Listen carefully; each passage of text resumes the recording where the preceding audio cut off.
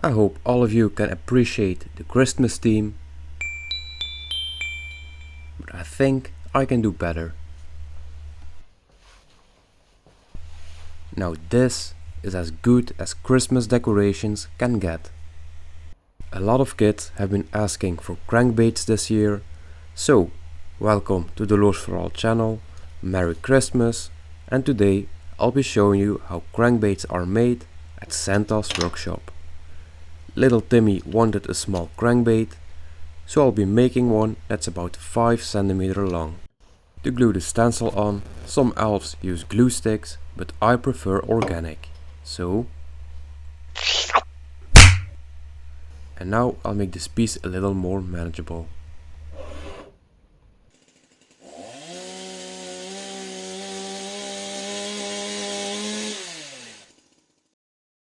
To saw to the outline of my stencil, I'll be using Santa's old jingle saw.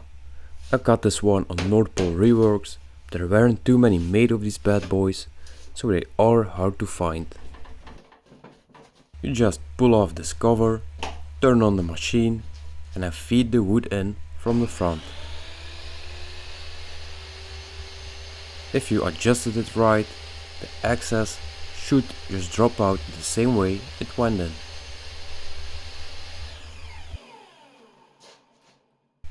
After pulling the plug, you can just take your blank out of the catch tray.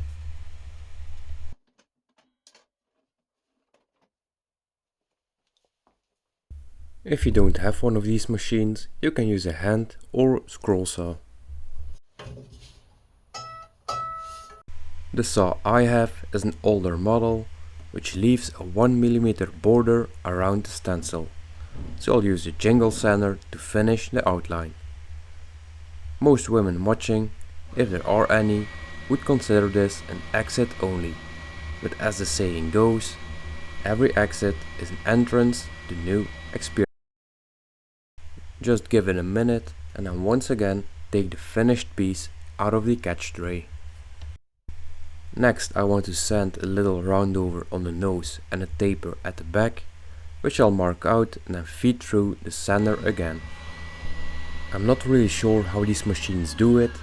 Could they be using a small camera or some sensors inside, or is it just plain old Christmas magic? Whatever it may be, everything I put in comes out perfectly to spec. From this point, everything is done by hand. This is to create a personal touch, and so we don't just mass produce the same lures over and over again.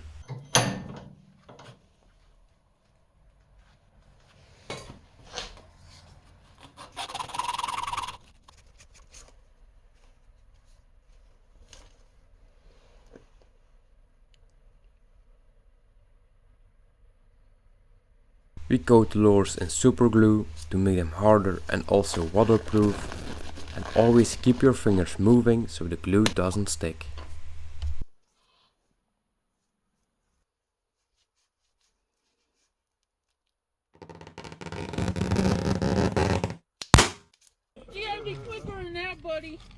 I'm using a 10mm drill bit for the lead hole, which should be plenty to make it sink.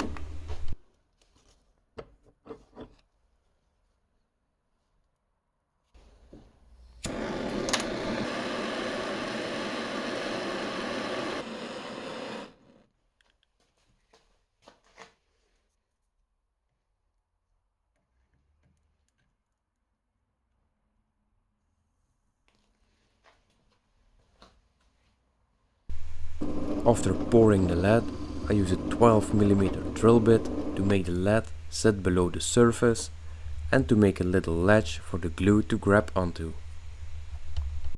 To fill the rest of this hole back up, I'm using super glue and sawdust. After a couple seconds, I blow the loose dust off, and then I repeat until the mixture is sitting above the wood.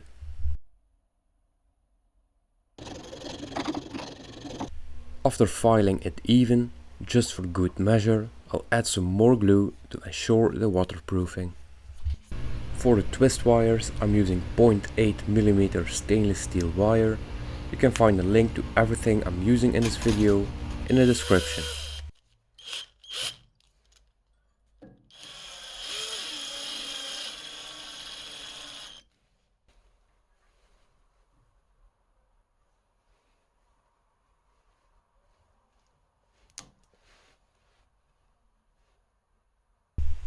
The twist wires shouldn't be loose, but there is no point in making it super tight either, so just a slight press fit is perfect.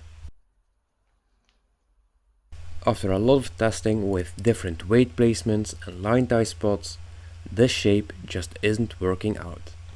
It sure would be a shame to trash this lure, and I could just slap a spinner blade on the back and call it a day, but we've made a lure like that before, which worked perfectly I might add, but let's try to actually fix this one. But how, you may ask? Well, boy oh boy, do I have some tricks up my sleeve. I've been using this technique for 3 whole decades, so let me show you how it's done.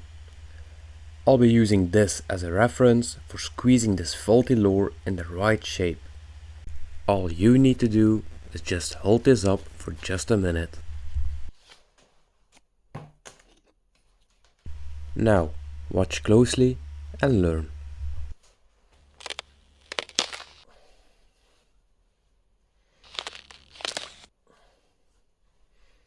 Just one more second. And here it is. I'm sure most of you haven't mastered the skill yet. It's honestly more like a martial art. So you can just make this one with the exact same steps as I used to make the first one. On to the painting. I'll keep it quite simple and natural. I'll use mostly white, silver and black, and then some orange and blue for the details. First up is white primer and then a silver base coat.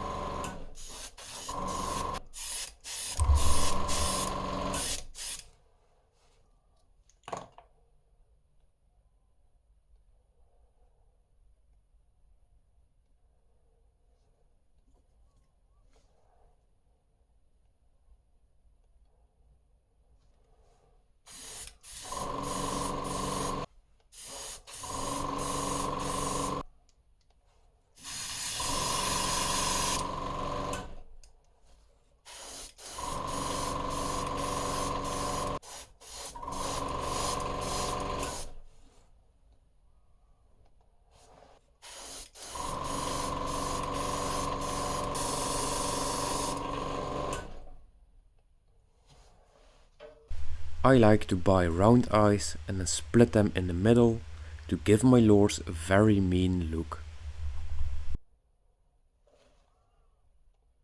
This is the lure before epoxy and this is after. I think it came out very nice. All that's left to do now is to test it out. The lure swims great, but the glare was terrible no matter which way I pointed the camera.